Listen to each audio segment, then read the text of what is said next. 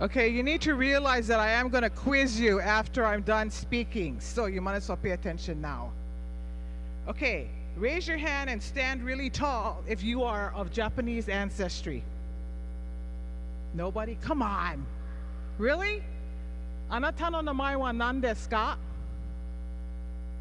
Really? Watashi wa Hiroshima ken. What does that mean? That you should understand. Really?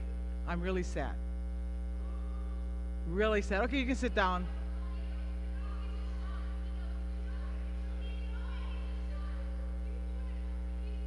Then Coco, Coco. Come on.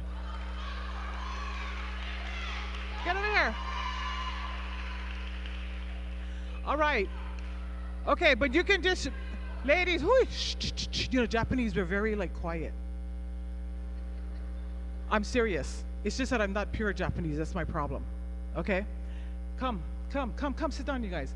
So, in the mid 1800s, and that's like way before your great grandparents, the immigration started here. And I don't mean Kawaiahao Church, but I mean in Hawaii, because we needed workers in the plantations, which included pineapple and sugarcane primarily. So when I said watashi wa Hiroshima ken, what does that mean?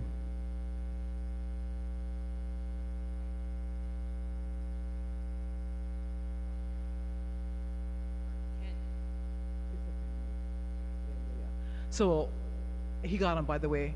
Buy him a snack or something afterwards, okay? My family, Okasan no side, whose side is that? Yeah, my mother's side is from Hiroshima. And my grandparents were here actually before the bombing. So they weren't affected immediately, I mean directly. Her first cousins were. And they worked in the plantation way at the end of this island and about an hour away in Waianae. So that's why I went to elementary school and took ballet on cement floor. Yikes. But it was in a, you know, park, so heck, we didn't know any better. The other half of me, and I call myself a pure hapa. What does hapa mean, any of you folks? What? Like mixed race. Like mixed. What does hapa sound like? How about just half? So I'm a pure hapa in the sense that watashi no akasan wa Hiroshima ken, but my father is pure Hawaiian from here. I just made that up during COVID. There's no such thing as a pure hapa, but I just made it up. But there are many of us around. There are many people who are hapa. In other words, you might be half German and the other half is French, English, Italian, right? So you're mixed. So we're here at Kawaiahao Church, and just in case you didn't notice, those are all of the ali'i. That's the kings and queens, the royalty. Starting with Kamehameha the First, and then it goes chronologically. Well, his favorite wife. Kamehameha second, third, fourth, and fifth. So there are 5 of them. And then we could actually vote here. So they voted in King Lunalilo, who's over there. And right, Auntie Moana, raise your hand. Wave. She can't hear me. That's okay. She's right there talking to Buddy. Okay. Right behind her outside is a mausoleum, and that's to King Lunalilo, because he did not want to be buried with the quote-unquote royalty who's up in the valley on going up to the Pali lookout. He and his mom literally have their own mausoleum there. And then we have the Kalakaua reign. So you're going to see King Kalakaua. What hotel are you in? Is there a Kalakaua Avenue close to you guys? That's the Kalakaua. Okay, he was our last king. His sister, no pressure, Nanina Puoko'olao, is the last queen, Lili'uokalani. And then on that side is the younger brother, Prince Leleohoku. He never became king. He died really young in his 20s. And the last sister is there, Likelike. They were all composers. Lili'u lived the longest. She actually did not even pass away until 1917, which is a long time. After the overthrow, she was actually imprisoned in the palace, which is kitty corner, one block right there. If you haven't already gone through it, you can just take a look. And probably because she lived the longest, she actually has the most compositions under her name. And by the way, you're going to learn another one tomorrow when you go to UH. Oh yeah, I'm the same person giving the workshop tomorrow too. And then you're also going to have hula. You met our hula teacher today at the Lo'i. Her name is Auntie Kanoe, or Lauren. Lilio Kalani was not only the organist here, but also the choir director here. Again, no pressure. Uncle Buddy is the organist here. And when I first came here, like one of our first choir rehearsals in the evening, which is in the basement, we were walking to our car, and all of a sudden, pipe organ started playing. It's pretty humid here, and so I just thought the stops were stuck. If you don't know what that means, talk to one of your directors, they'll know. And I looked at him and he said, oh no, that's Lili'u, she's just practicing. Didn't even stop walking, he just kept going. So Lili'u actually lives with us here, her spirit does. And like I said, she was a choir director, so we have a pipe organ up there, and yes, it is functional, and a baby grand piano. This is actually an electronic organ, for those of you who even care. The speakers are right back there, behind all of these candles. And then, of course, baby grand and a Busendorfer, Imperial Busendorfer, for those who even care.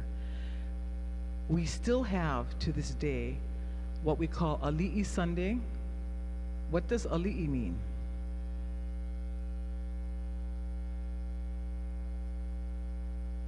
How about just royalty?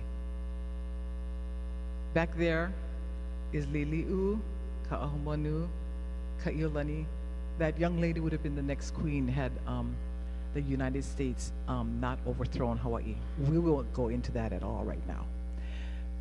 And yeah, that was a joke. Anyway, Ali'i Sunday in the sense that the Sunday before one of our kings and queens' birthdays, we have a special service, and we commemorate them. We talk about their life and their activities and what they've passed on, because Lili'u, her trust actually is quite huge, and they provide programs initially for orphan kids, but also for children who lose their parents. Sending them to school, after school programs, it's huge. Pauahi, who's also up there, is the founder of Kamehameha Schools, for those of you who have heard of Kamehameha Schools, and that's huge. Now they actually have 3 campuses on 3 islands, so that people from the neighbor islands who would like to attend can go to their campus on their island. They don't necessarily have to come here and be boarders, though they still have that. Yes, you do need to be, well, let me put it this way. Children of Native Hawaiian descent have first preference. Anybody can go to that school, but Native Hawaiians have first preference. And no, you don't have to be full, because obviously the line has diluted. But a lot, Lunalilo, his legacy is that his trust has created a home for kupuna. So now that we have a lot of organizations, never did before, who take care of the elderly, he started it long time ago, and it's still growing strong. So the Ali'i have different, well, they've kept it down as far as whatever their land or their trust was, they passed it down to the people here in Hawaii. Any of you guys have questions? Because, I'm going to keep on talking. That's part of being a choral director. Yeah, oh, any of you guys heard of Whitman College in Walla Walla, Washington? How about Walla Walla College in Walla Walla, Washington? Yes, no? Yeah. Oh, you were there last year? Uncle Buddy is an alum. He studied organ there, Walla Walla. Walla Walla College.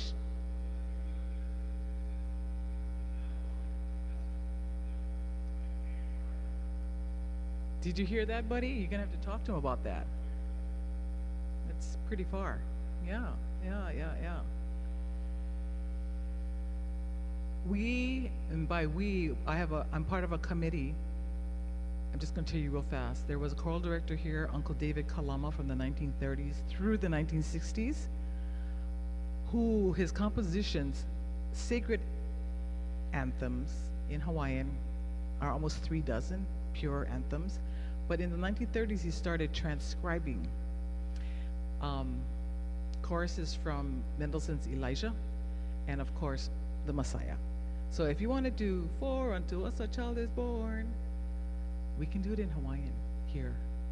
Even the Hallelujah chorus, a lot of syllables. But if you're game for it, Hallelujah chorus, Hallelujah sounds the same in Hawaiian and English, But Ua hana ia keiki, that's a little more difficult. But he started in the 30s and 40s. Some of his singers, when I met them in their 80s, they never sang it in any other language besides Hawaiian. They actually thought Uncle David wrote it until they realized that it was Handel who wrote the Messiah. So we are digitizing all of his work and recording it and making it available for people to sing it. Those who want to sing in the Hawaiian language. Any questions? You sure now? Last chance until tomorrow morning. Okay?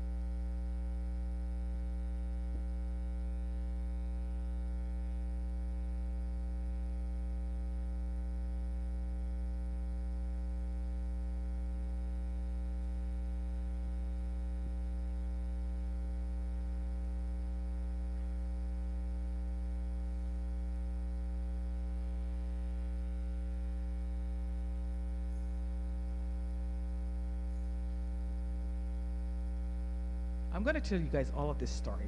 St. Andrew's Cathedral, Queen Emma, Kamehameha IV, and his wife, Queen Emma, their portraits are up there. They brought the Anglican Church here. They were so tight with Queen Victoria that she's actually the godmother to their son, Prince Albert. So one of our composers who's written or composed 6 Hawaiian operas for us worked there. And he would hear, when he's working the night, all of this soprano singing. So he put it into one of the operas that he wrote for her, which we debuted last decade, but he is doing it on the Big Island next week. And when he went to talk to the docents at the Summer Palace, they said, "Oh, no, that's Emma. She sings. She comes to visit us all the time."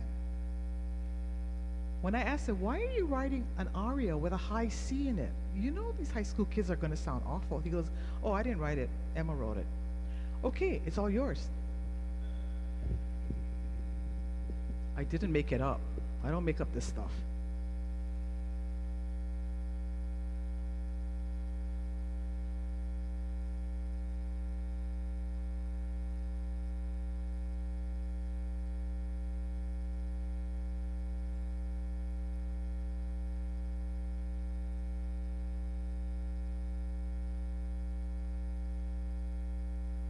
Universal Prayer by Emily Lau, a traditional Hindu mantra.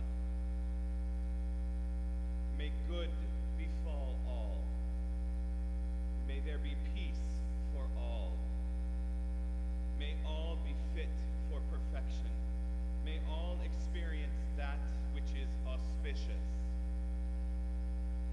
May all be happy. May all be healthy. May we all experience what is good and let no one suffer.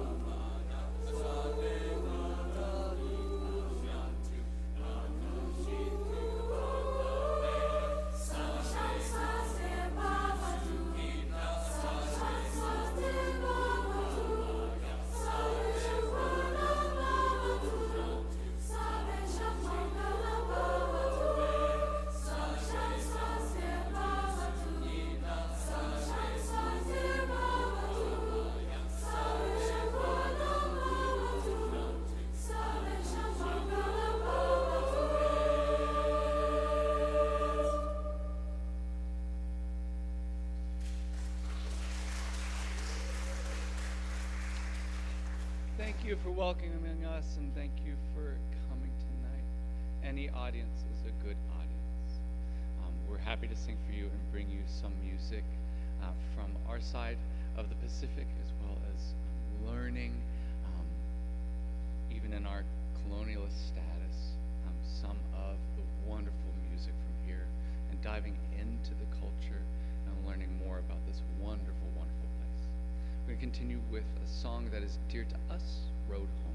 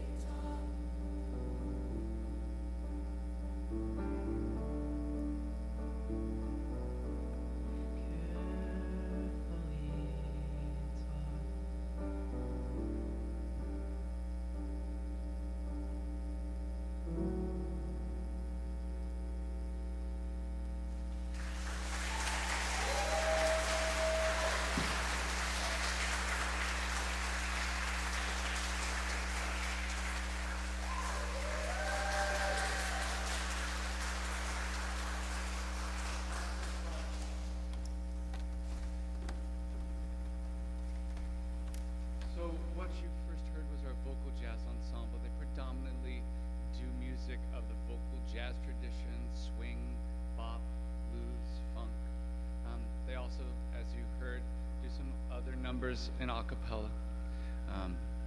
This is our mainly freshman choir. This is concert choir, those who came on this tour anyway. We're missing about 10, 15, I would say. Largely in the bass section. Sopranos, who are we missing?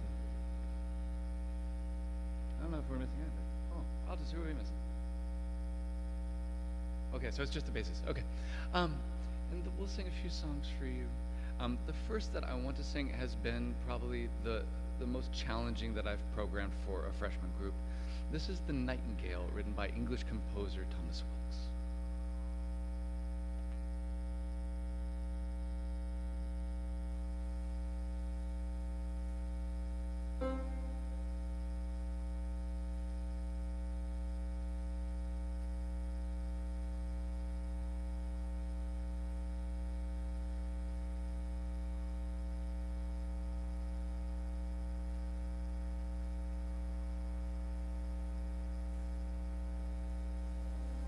The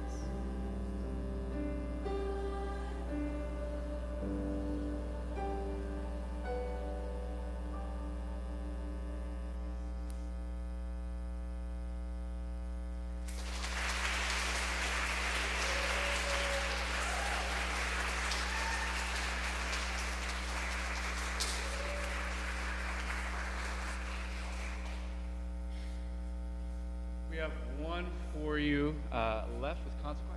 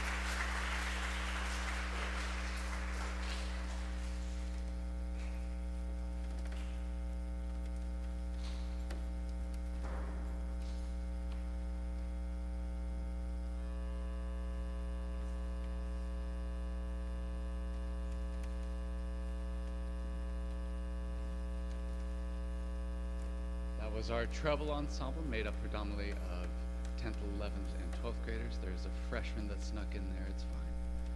2 freshmen that snuck in there. Oh, we're multiplying. And then this is our chorale choir made up of 10th, 11th, and 12th graders. We'll begin with an arrangement of Easy on the Earth by Sean Kirchner.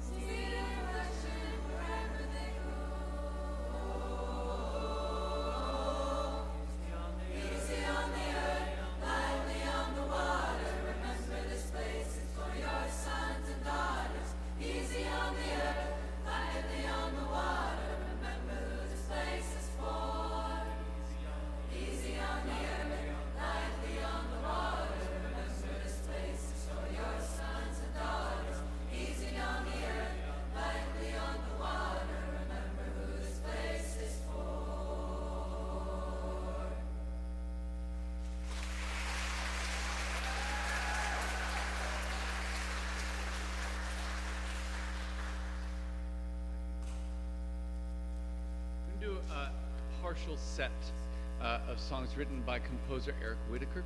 He wrote a set of 5 Hebrew love songs, set to text written by his then wife, soprano Hilla Klipman. These are 3 movements. We decided on movement 2, 4, and 5. That's 2, 4, and 5. Is that, I'm getting nods? Okay. We're singing movements 2, 4, and 5. Each have a very distinct character. 2 has basses and tenors singing this lovely love ballad, and then sopranos just kind of having a party on the other side.